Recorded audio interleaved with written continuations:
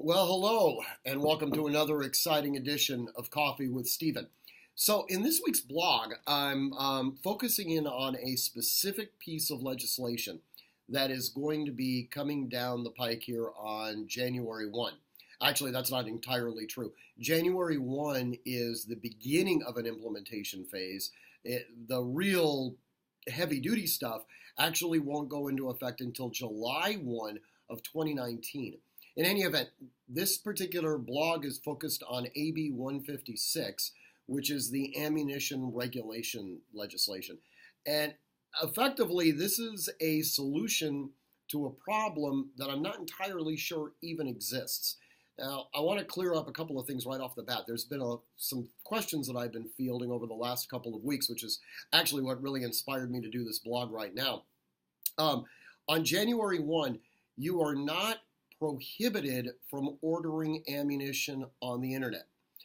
There's going to be, candidly, a lot of vendors that may be very hesitant about selling ammunition into California, and that's primarily because there's a lot of misunderstandings associated with this law.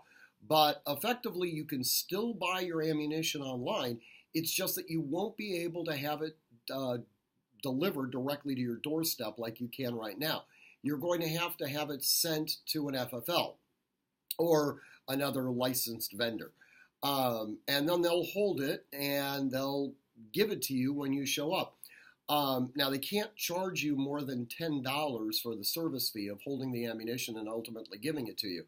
What's truly bizarre is that there's no reporting requirements at this point, nor is there even any recording requirements at this point.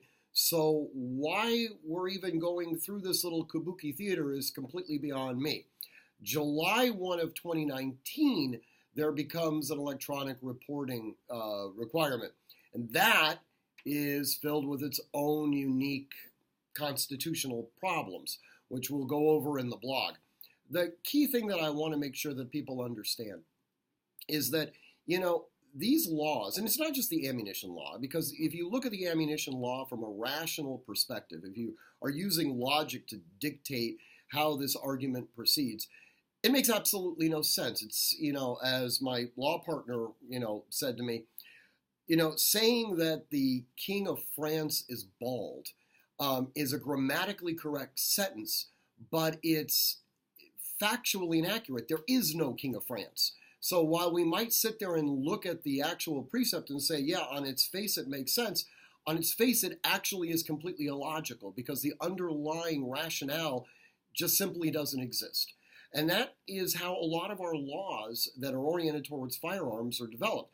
And that, in my opinion, is primarily because the people who draft these laws have absolutely no idea what they're talking about. It would be the same thing if I was suddenly empowered to develop all of the regulations associated with the administration of cardiology services. What the hell do I know about being a cardiologist? And yet I'm going to go ahead and I'm going to sit there and dictate the minutia of how a cardiologist actually performs this function. It makes no sense. In any event, I encourage you to read the blog. I think you'll enjoy it. Hopefully, I'll clear up some misunderstandings. As always, if you have any questions, email me at stephen@artemishq.com.